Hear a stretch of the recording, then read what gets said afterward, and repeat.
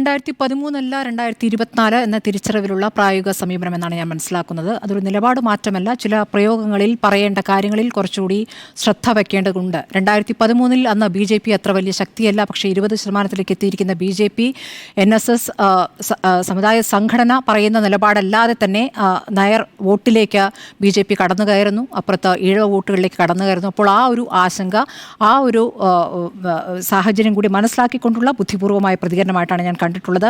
ഇനി അദ്ദേഹം പറഞ്ഞിരുന്ന അന്ന് 2013 രണ്ട് നേതാക്കളും തമ്മിൽ പരസ്പരം ഒരു വാഗ്യുദ്ധം തന്നെയായിരുന്നു. പല ദിവസങ്ങളായിട്ട് സുകുമാരൻ നായർ പറയുന്നു, പിറ്റേ ദിവസം VD സതീശൻ പറയുന്നു, ആ രൂപത്തിൽ അങ്ങനെ പറഞ്ഞു. അപ്പോൾ ഇരിക്കാൻ പറഞ്ഞാൽ കിടക്കണ്ട എന്ന് പറയുന്നത് ആ വാചകം ഒരു അശ്ലീല പ്രയോഗമാണ് എന്ന് വരെ സുകുമാരൻ നായർ പറഞ്ഞു. ഇന്നും അദ്ദേഹം അത് അന്ന് ഞാനത് പറഞ്ഞിരുന്നു എന്ന് പറഞ്ഞതിന് ശേഷം ചേർത്ത് വെച്ചിരിക്കുന്ന വാചകം, അവരൊക്കെ നല്ല മനുഷ്യരാണ്, അവരെ സ്വാധീനിച്ച് വഷളാക്കരുത് എന്നാണ് അന്നും പറഞ്ഞത്.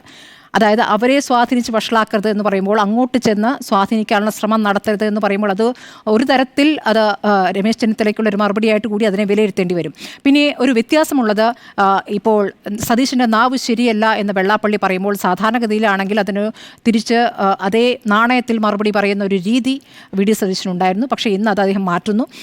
ഏറ്റുമുട്ടലിന് ഇല്ല എന്ന് പറയുന്നു, കലഹത്തിനില്ല, പാർലമെൻ്ററി നേതാവ് ഞാനല്ലേ, ഒരുമിച്ച് കൊണ്ടുപോകേണ്ടയാൾ ഞാനല്ലേ, എതിർ ശബ്ദം കേൾക്കുന്നില്ല എന്ന വിമർശനം ഉൾക്കൊള്ളുന്നു. അതായത് നമ്മൾ കഴിഞ്ഞ ദിവസങ്ങളിലൊക്കെ ചർച്ചയിൽ പറഞ്ഞു, എതിർ ശബ്ദം കേൾക്കുന്നില്ല എന്ന് പറയുമ്പോൾ പാർട്ടിക്കകത്ത് തന്നെ ഒരു മയമില്ലാത്ത ശബ്ദമായി വരുമ്പോൾ അവിടെ മുതിർന്ന നേതാക്കൾക്കിടയിൽ അദ്ദേഹം ഒറ്റപ്പെടുന്നുണ്ട് എന്നൊരു മനസ്സിലാക്കൽ ഉണ്ടെങ്കിൽ കൊള്ളാം എന്ന് പറഞ്ഞ് ആ മനസ്സിലാക്കലിലേക്ക് ഒരു പക്ഷേ അദ്ദേഹം എത്തിയെന്ന് വേണം മനസ്സിലാക്കാൻ.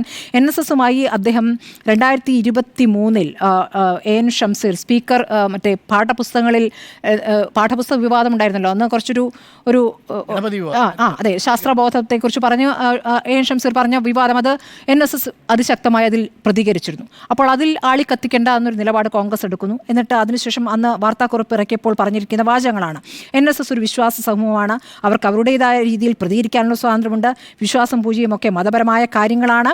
അതിനുശേഷം ആ ഖണ്ഡികയുടെ അവസാനം പറയുന്നത്, പണം കൊടുത്ത് അടിച്ചതിനകത്ത് സംഘപരിവാറിനെ കയറ്റാത്ത സംഘടനയാണ് NSS. പണം കൊടുത്തോ കേസെടുത്തോ NSSനെ സ്വാധീനിക്കാൻ കഴിയില്ല. ഭീഷണികൾക്കൊന്നും NSS ഇതുവരെ വഴങ്ങിയിട്ടില്ല. മതതീവ്രവാദികൾക്കോ സംഘപരിവാറിന് ഇതുവരെ കീഴടങ്ങാത്ത പ്രസ്ഥാനമാണ് NSS. അതുതന്നെയാണ് NSSന്റെ പ്രസക്തിയും. ഇന്നും അദ്ദേഹം അത് ആവർത്തിക്കുന്നുണ്ട്.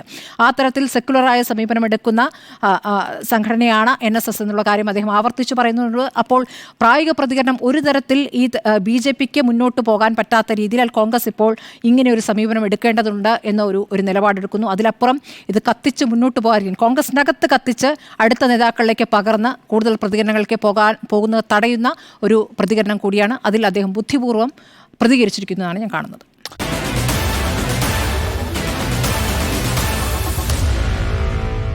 Meet the editors.